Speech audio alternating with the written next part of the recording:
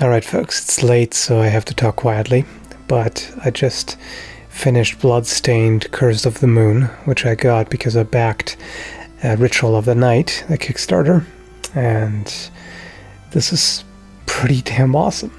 It's one of the few cases where a game is exactly what you expect, 100%, no less, no more, just what you expected and what you wanted. So, really cool. Let's see what Nightmare mode is like. Okay, new game, Nightmare. There is another one. Okay. Let's see how that goes. Also Veteran. So yeah, just beat the game at Veteran mode, and we'll see what Nightmare is like. Well, Nightmare on Veteran, I guess. Okay.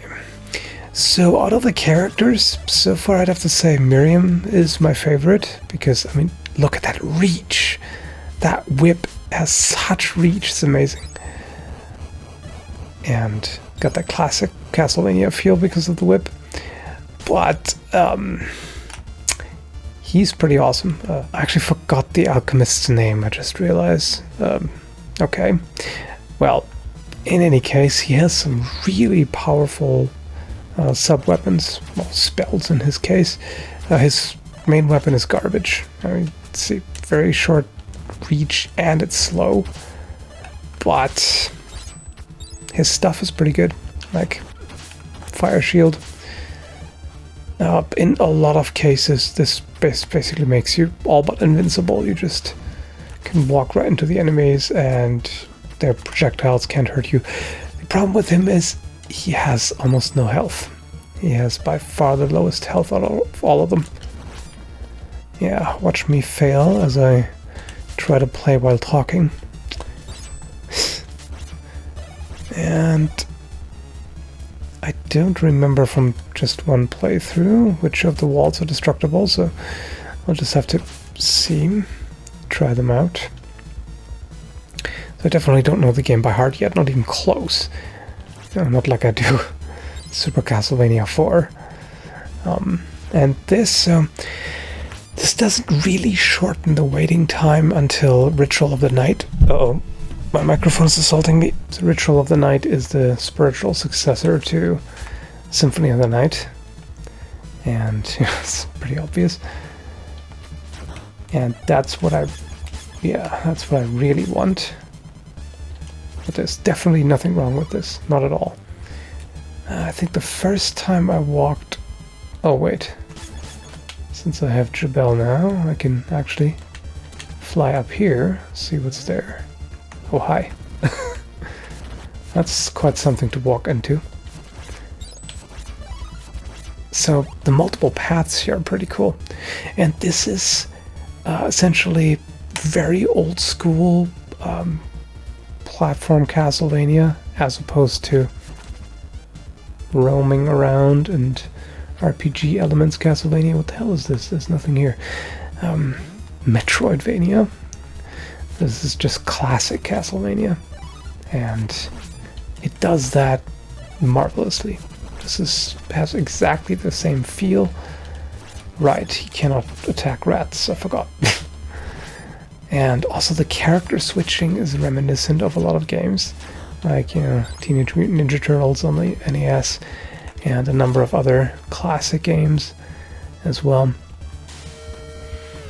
And at the same time, it's got some more modern game design elements, like, you know, multiple paths, and of course, even though it is retro style graphics, they still look better than, you know, the NES originally did.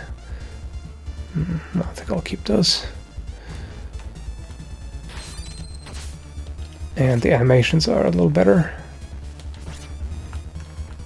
Come on, fall. So much for that. I mean, personally, I wish this was 16-bit style as opposed to 8-bit style. That would make me really happy. But this is very well done and it's still pretty cool. Can't complain. I usually like to just freeze this guy. Well, I guess I could have had a chance if I check with the alchemist. Oh. I underestimated how powerful her axe is. I don't usually use the axe because you have to get that freaking close. But it's powerful. Yeah, that's my favorite weapon. We can go Reaper. Ah. Okay, let's switch. Conserve her health. So that's an important strategic element here. You have to switch at the right times to conserve health. Because if one character dies, you return to the last checkpoint without that character. So you're only left with the other ones. Let's see what's in here. Oh yeah, it's the ice thing. That's pretty good. Here's the first boss. Just pretty smart. I mean, the design is pretty smart. I like it. Pretty awesome. Set this in 16-bit would be so freaking cool. Shitty power though. This is by far his worst power. In my opinion, at least. Can I? No, I can't. Now this one has a pretty simple pattern. You just avoid that and then avoid the flames. Oh, I see. That's what Nightmare is. Ooh, he does a lot more here. Because in regular, the flames would just fall from the sky and they didn't stay. That makes quite a difference, actually. Huh. Interesting. That makes it way harder. Well, it is Nightmare. That's the most health he does. Can I cheat? Kinda. Oh. Okay, all of them stay on the ground. So I wonder if I can just destroy them. That might be the thing. Oh. I said her reach and her jump height is very handy. Okay.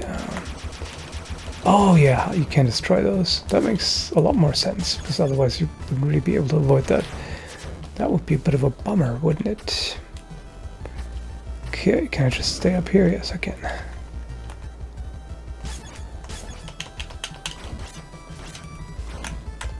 It's just safer here. Takes a bit longer. How do you like that, huh?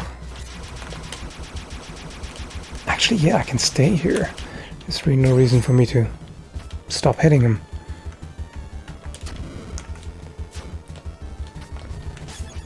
One thing I find strange here, or interesting, is that all the bosses have, whenever you deliver the final hit, they have one last attack, like kind of a suicidal rush, basically, and it's the first time that I see that. Like normally, when you kill the boss, that's it.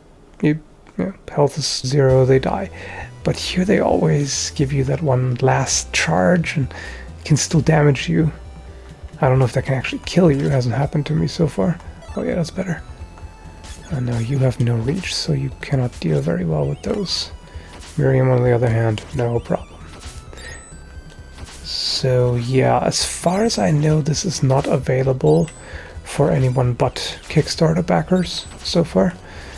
But I think it's well worth it. Normally I stay away from fundraisers and I hate pre-ordering things. I never do it. But this is one of the few cases, Ritual of the Night, where I was just convinced. I could tell that, yep, they are absolutely getting it right. I hope I won't be proven wrong, but so far everything about it seems just right. Well, maybe with the exception of it being 2.5D rather than 2D. I would have preferred that if they had gone for hand-drawn art. But it still looks pretty good the way it's done.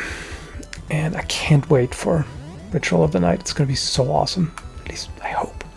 Don't jinx it, I guess.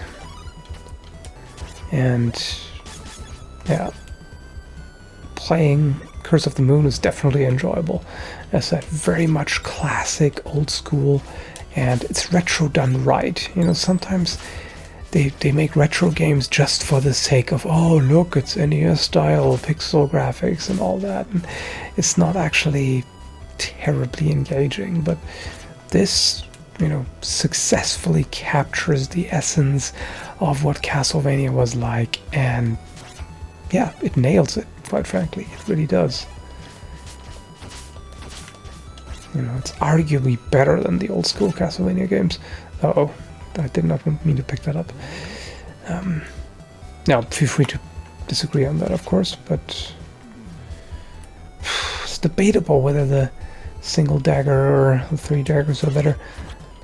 3 daggers basically give you a ghouls and ghosts type attack. And the game is...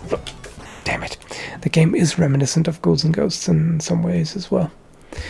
So, lots to like about it. Actually, no. Oh, there's no time limit. I really enjoy that. Oh, it's just a bit too high, is it? In some situations, you are kind of screwed with certain characters because they can't reach or whatever. Yeah. The different characters are not all good in the same situations. Obviously, that's what you want, otherwise there wouldn't be any point to switching. But some just nail it completely. To some particular enemies are zero threat, they just steamroll them. And also bosses. You know, some bosses are way easier with some. If you have them at the time, that's helpful. No.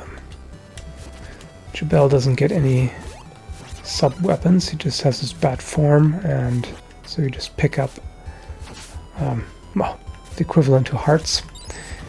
Even though hearts here are health, and the weapon energy thingies are those little vials.